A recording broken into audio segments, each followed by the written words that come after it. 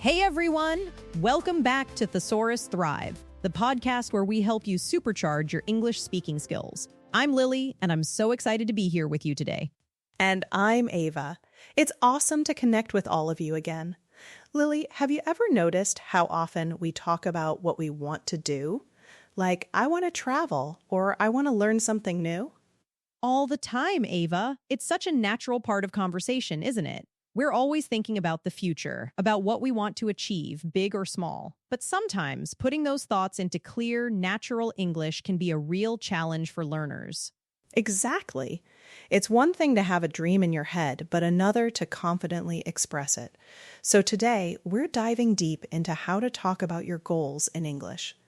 We'll give you tons of useful sentences, practical examples, and even some shadowing practice to help you sound more natural. That's right.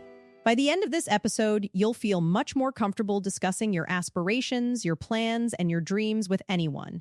This isn't just about vocabulary, it's about building your confidence to share your future.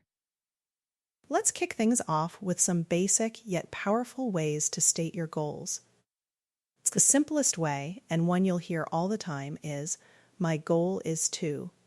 It's direct, it's clear, and it immediately tells people what you're working towards. Yes, my goal is super versatile. For example, you might say, my goal is to get a promotion at work this year, or my goal is to run a marathon next spring. See how clear that is? Totally. And you can use it for anything. For English learning, you could say, my goal is to speak English fluently within the next 2 years. Or, my goal is to understand English movies without subtitles. It's a fantastic starting point. Another very common and natural phrase is, I want to. This expresses a desire, something you wish to achieve. It's perhaps even more frequent in daily conversation than my goal is to, because it's a bit softer, a bit more personal. Exactly. Like, I want to travel to Europe next summer. Or, I want to learn how to play the guitar. These are things you genuinely desire. For our English learners, you might say, I want to feel more confident when I speak English. It's simple but powerful, right? Absolutely. It shows your personal investment. Now, if you want to sound a bit more proactive, a bit more like you have a plan, you can use I'm aiming to or I plan to. These phrases suggest you're not just wishing, but you're actually taking steps. Right. So instead of just I want to save money, you could say I'm aiming to save enough money for a down payment on a house. This shows a more concrete objective. Or I plan to enroll in an advanced English course next semester. That's a great distinction, Ava. I'm aiming to feels like you're really focusing your energy. For instance, I'm aiming to complete this project by Friday. Or I'm aiming to get at least 7.0 on my IELTS exam. It's like you're setting your sights on something specific. And I plan to is similar, but perhaps a little more about the steps you've considered. I plan to visit my family during the holidays. It implies you've thought about the logistics, the how-to. For English, I plan to practice speaking with a language partner twice a week. Excellent examples. Now, what if your goal is really important to you and you're fully committed? You can use I'm determined to. This phrase really shows strong will and perseverance. Oh, I love I'm determined to. It's when you're not going to give up no matter what. I'm determined to master English pronunciation even if it takes years. That's a powerful statement. Exactly. Or I'm determined to overcome my fear of public speaking. It conveys that you're ready to face challenges head on. It's a really motivating phrase to use. Another softer way to express a desire, similar to I want to, is I'd like to. It's polite and often used for things you hope will happen but might not be fully in your control, or just a general aspiration. That's true. I'd like to learn a new skill next year, or I'd like to spend more time with my family. It's a wish or a preference. For English learners, I'd like to understand native speakers without struggling. It sounds very natural and approachable. Okay, so we've got my goal is to, I want to, I'm aiming to, I plan to, I'm determined to, and I'd like to.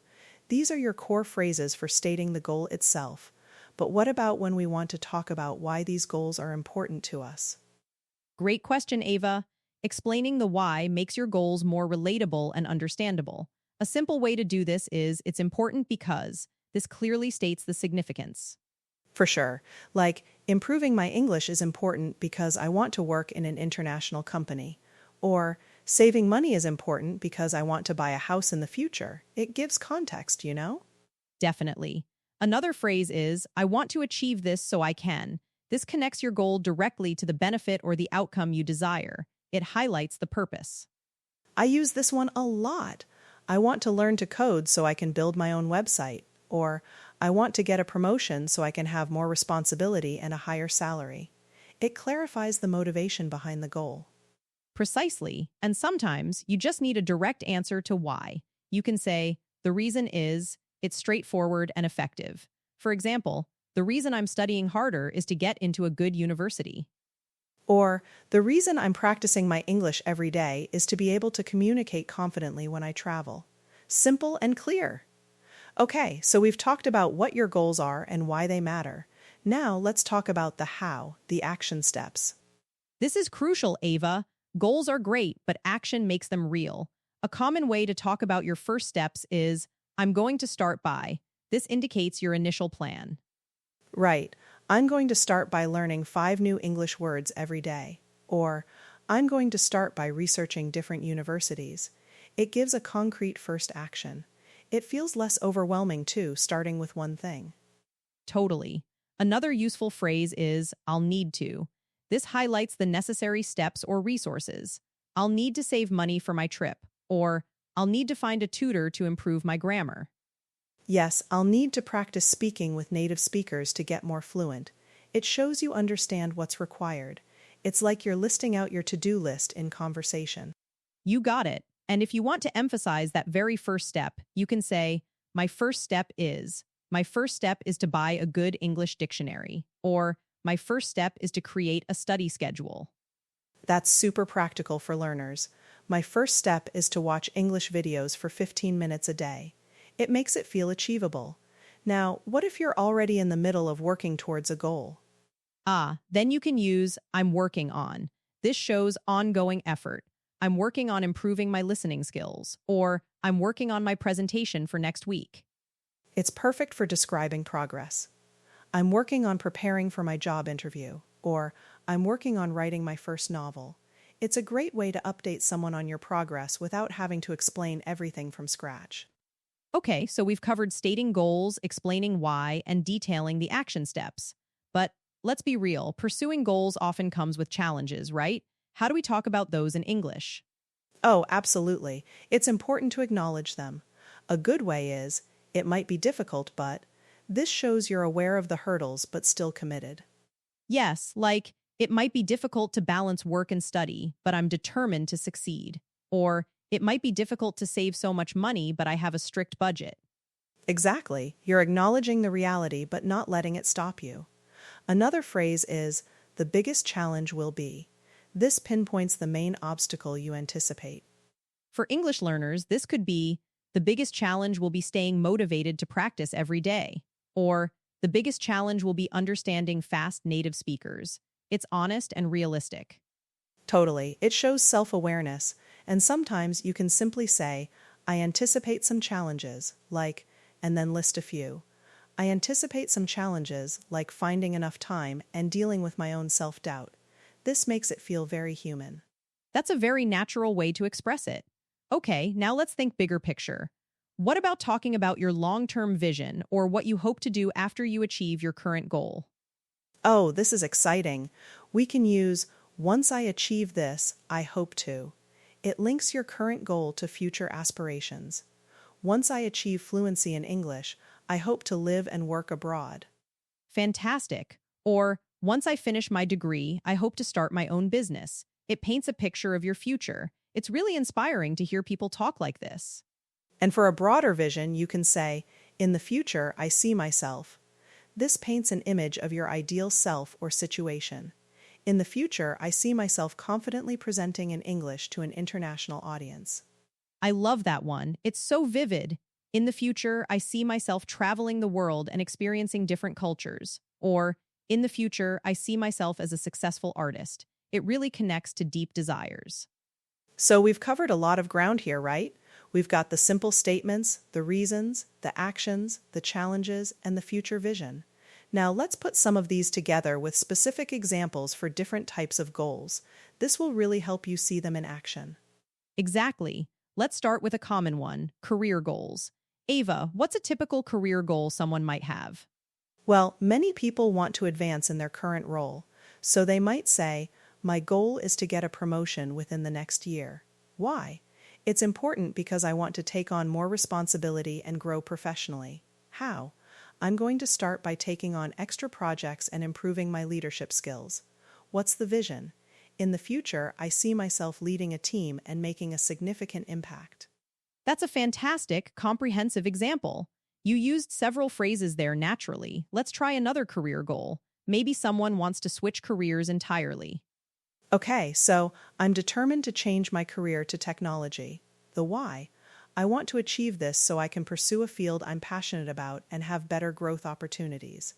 The how? My first step is to enroll in an online coding bootcamp. I'll need to dedicate at least 2 hours a day to study. Any challenges? It might be difficult to manage my current job and study, but I'm fully committed. Perfect. See how these phrases build on each other? It helps you express a complex idea very clearly. Now, let's move on to learning goals, which I know is a big one for our listeners. Definitely. Of course, English fluency is a top goal. So let's try this. My main goal is to become fluent in English. Why? The reason is that I want to be able to communicate effectively with people from all over the world. How? I'm planning to practice speaking for 30 minutes every day, and I'll need to watch English movies without subtitles. Future vision? Once I achieve fluency, I hope to travel extensively and use my English in every conversation. That's a brilliant example, Ava, and so relatable. Let's try another learning goal, maybe something else creative. I'd like to learn to play the piano. Okay, I'd like to learn to play the piano. Why? It's important because I've always loved music, and it feels like a rewarding skill to have. How? I'm going to start by finding a local teacher and practicing for at least an hour a day. I anticipate some challenges, like finding enough time, but I'm ready for it. Vision? In the future, I see myself playing beautiful pieces for my friends and family. Wonderful. These structured examples really help our listeners put the pieces together. Let's talk about health and fitness goals next. This is another popular area. Absolutely. Let's say someone wants to get in better shape. I'm aiming to run a 10K race by the end of the year. Why? I want to achieve this so I can improve my overall fitness and feel more energetic. How? My first step is to start a running program, and I'll need to go to the gym 3 times a week. Challenges? The biggest challenge will be staying consistent with my training, especially on busy days. That's super clear. Or perhaps a diet goal. My goal is to eat healthier and lose some weight. Why? The reason is to have more energy and feel better about myself. How? I'm going to start by cooking more meals at home and reducing sugary drinks. I'm working on finding healthy recipes. Future vision. Once I achieve this, I hope to maintain a healthy lifestyle for good. Great example, Lily. It shows that goals don't always have to be about grand achievements. They can be about consistent, positive changes. And finally, let's look at personal development goals. Okay, like, I want to become a more confident public speaker. Why? It's important because it will help me in my career and personal life. How? I'm planning to join a public speaking club, and I'll need to practice regularly in front of a mirror. I'm determined to overcome my nerves. Vision? In the future, I see myself delivering impactful presentations without fear. That's a fantastic one, Lily. It's a very common personal development goal. Or, for something a bit more everyday, my goal is to read 1 book a month. Why? I want to achieve this so I can expand my knowledge and relax more. How? I'm going to start by setting aside 30 minutes each evening for reading. I anticipate some challenges, like getting distracted by my phone, but I'm going to turn it off during reading time. Wonderful examples, Ava. I think our listeners are getting a really good sense of how to use these phrases now. It's not just about memorizing them, but understanding how they fit into a natural conversation about your goals. Absolutely, and that brings us to our practice section. This is where you, our amazing listeners, get to actively participate. I'm going to say some sentences, and I want you to repeat them out loud. Don't worry if it's not perfect. The goal here is to get your mouth moving and build that muscle memory. That's right. This is your chance to shadow us, to really hear and feel the words. So, find a quiet spot, take a deep breath, and let's practice together. Ready? Okay, let's start with a simple one. My goal is to improve my English speaking. Now you try. My goal is to improve my English speaking. Great. Next, I'm planning to practice 30 minutes every day. Your turn. I'm planning to practice 30 minutes every day. Fantastic. How about this? I want to feel more confident when I speak. Repeat after me. I want to feel more confident when I speak. Good job. Now, a bit longer. It might be challenging, but I'm determined to succeed. Again, it might be challenging, but I'm determined to succeed. Excellent. One more. My long-term vision is to work in an international company.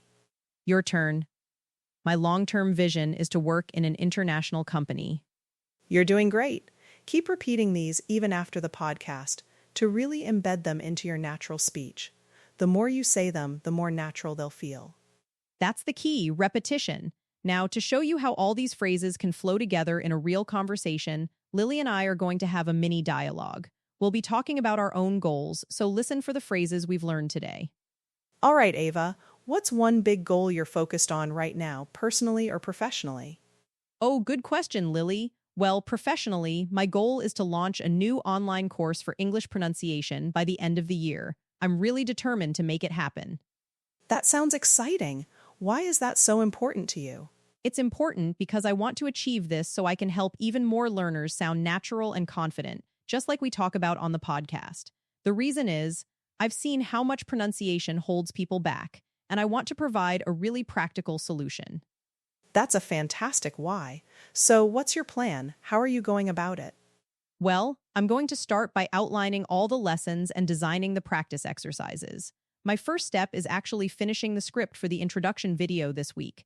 I'll need to dedicate at least 2 hours every morning to it before my other tasks. Wow, that's a solid plan. Are you anticipating any big challenges? Oh, absolutely. The biggest challenge will be time management, honestly. It might be difficult to balance creating new content with all my other work, but I'm really committed. I anticipate some challenges, like getting stuck on certain teaching points, but I'm going to push through. I have no doubt you'll succeed, Ava. And once you achieve this, what do you hope to do next? Good question. Once I achieve this, I hope to get feedback from the first group of students and then expand it into more advanced modules. In the future, I see myself having a full suite of pronunciation courses that really transform learners' confidence. That's an amazing vision, Ava. I'm really excited to see that happen. For me, a big personal goal right now is to finish writing a short story collection by my birthday. Oh, I didn't know you were working on that, Lily. That's wonderful. Why is that important to you? Well, it's important because I've always loved creative writing, and I've been putting this project off for too long. I want to achieve this so I can finally see a long-term creative project through to completion. The reason is, it feels like a personal milestone for me. That's such a great reason. So, what's your strategy? How are you tackling it? I'm planning to write at least 500 words every morning before I start my workday. My first step was actually to create a strict outline for each story so I know where I'm going. I'm working on the third story now. I'll need to put my phone away and avoid distractions to stay focused. Smart move with the phone. Any particular challenges you foresee? Honestly, the biggest challenge will be maintaining momentum and not letting self-doubt creep in. It might be difficult to keep the motivation high every single day, but I'm determined to finish it. I anticipate some challenges, like writer's block, but I have a few strategies for that. That's completely understandable. But with that kind of determination, I'm sure you'll do it. And what's the dream after the collection is done? Once I achieve this, I hope to explore publishing options, maybe even self-publish. In the future, I see myself writing more, perhaps even a novel. It's a big dream, but you gotta aim high. Absolutely. See, listeners, that was a natural conversation, and we use so many of the goal-related phrases without even thinking too hard about it. That's the power of practice. Exactly.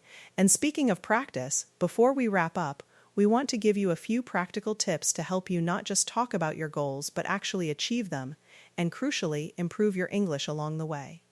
My first tip is make your goals SMART.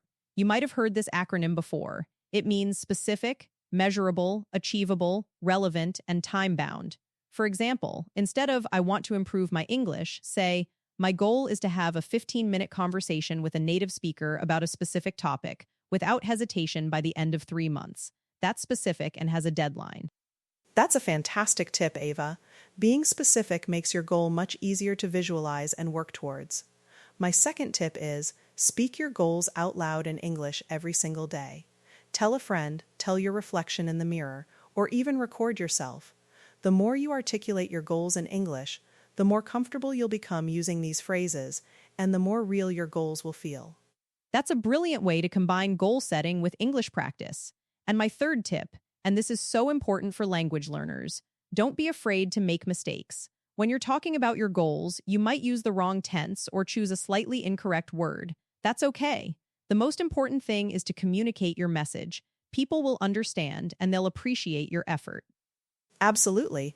Mistakes are just stepping stones to fluency. Embrace them. Remember, every time you speak about your goals in English, you're not just practicing a language, you're actively shaping your future and building confidence. Couldn't agree more, Lily. Talking about your goals is a powerful exercise in both self-expression and language learning. So start small, practice those phrases, and believe in yourself. That's all for this episode of Thesaurus Thrive. We hope you found these tips and phrases incredibly helpful for talking about your goals in English. If you enjoyed this episode, please hit that like button, share it with your friends who are also learning English, and subscribe to our channel so you don't miss any future lessons. Your support means the world to us. And remember to visit our YouTube channel, Thesaurus Thrive, for more in-depth lessons and visual aids related to this topic. Keep practicing, keep thriving, and we'll catch you in the next episode. Bye for now, everyone. Keep those goals in sight.